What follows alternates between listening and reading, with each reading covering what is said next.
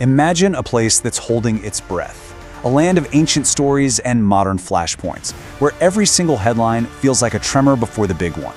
Today, we're going to talk about the Middle East, a region that truly is standing on the edge of an abyss. And that brings us to the one question that really matters, doesn't it? A question that's shaping millions of lives and, honestly, the stability of the entire world. Is the future a terrifying plunge into all-out war, or can a very, very fragile and uneasy peace somehow hold? Let's explore the paths that lie ahead. You know, for decades, the story of the Middle East has felt like this, a constant teetering on a perpetual brink. It's this incredibly complex web of deep-seated rivalries, of powerful nations and shadowy militias, with so many flashpoints just ready to ignite at any second. So, in an environment this volatile, you have to understand that conflict isn't just a possibility, it's pretty much an inevitability. The real question, the one we need to wrap our heads around, is what form is it going to take? What do these potential futures actually look like? Okay, first, let's walk down the darkest path. Path 1 leads straight into the abyss, a full-scale, region-wide war. This is the absolute worst-case scenario, the one that keeps diplomats and generals awake at night. A fire that, if it ever really starts, could burn down the whole region and then some. And what could set it all off? Well, this isn't some abstract thought experiment. These are terrifyingly plausible triggers. Think about it.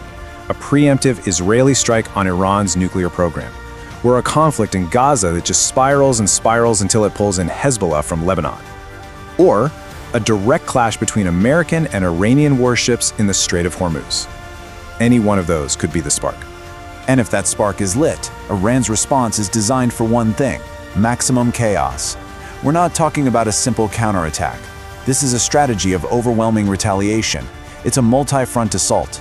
You'd see ballistic missiles raining down on Israel and US bases, crippling cyber attacks, shutting down critical infrastructure, and then the full activation of its entire proxy network, from Hezbollah in the north to the Houthis in the south. A total nightmare. But all-out war isn't the only possibility, and that leads us to path 2, the tightrope. This is a much more dangerous game of controlled escalation. It's a world where conflict isn't avoided, it's just managed, and it's probably the reality we're closest to right now. Now, this whole dangerous game is governed by one incredibly powerful concept: deterrence. It's basically preventing a war because the cost is just too high for everybody. In the Middle East, this has created what's called a balance of terror. It's a kind of stability that's not based on trust at all, but on a cold, hard calculation.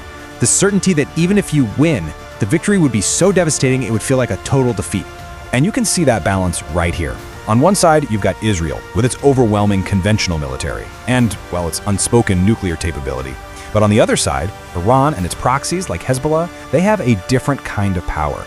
We're talking a massive arsenal of rockets that can overwhelm defenses, and the ability to choke off the world's oil supply. Both sides know a direct fight would be just catastrophic for everyone. So think of it like a ladder. Instead of jumping straight to the top rung, which is that full-scale war, conflicts usually play out on these lower steps.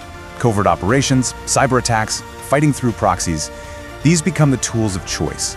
Each side sends a message, they push the boundaries, but they're always trying, desperately, to avoid taking that final, devastating step. It's a constant, dangerous dance. And that brings us to our third and final path. The one that, let's be honest, the whole world is hoping for, the fragile truce. Now, this isn't true peace, not by a long shot. It's more of an uneasy quiet, a constant, exhausting struggle to pull back from the brink through diplomacy and de-escalation. And you have to understand, this isn't about one big peace conference. No, it's a continuous, grinding process. Behind the scenes, you have nations like Qatar and global powers like the US and Europe constantly working back channels, trying to mediate ceasefires, trying to diffuse things. But as you can see, that peace is so incredibly fragile. A new flare-up is always, always just around the corner. And here's the thing, this is maybe the most crucial point of all. It doesn't matter which path is ultimately taken, the abyss, the tightrope, or the truce. All of them share one thing in common, an unavoidable, devastating cost. The instability itself has an immense price, and it's paid in human lives and in global security. Just let that number sink in for a moment. Over 15 million people. That's more than the entire population of many countries, all forced from their homes by conflict. This isn't just a geopolitical game we're talking about, it's a humanitarian catastrophe that is happening right now. And don't for a second think this is just a regional problem. The fallout, the shockwaves, they travel across the entire globe. Energy prices go crazy. New refugee crises put immense pressure on countries far and wide.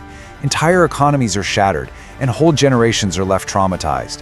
And always, always lurking in the background is that terrifying risk of pulling the world's superpowers into a direct confrontation.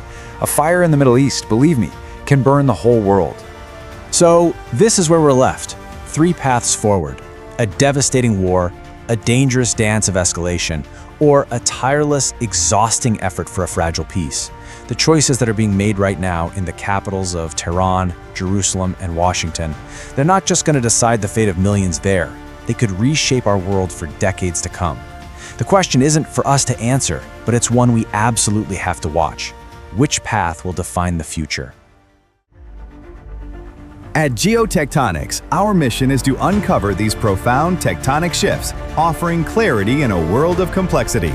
If this analysis deepened your understanding, please like this video to support our work, share it with others who seek real insight, and subscribe to Geotectonics to ensure you never miss our next deep dive. We'll continue to explore the crucial geopolitical movements that define our time. Thank you for joining us.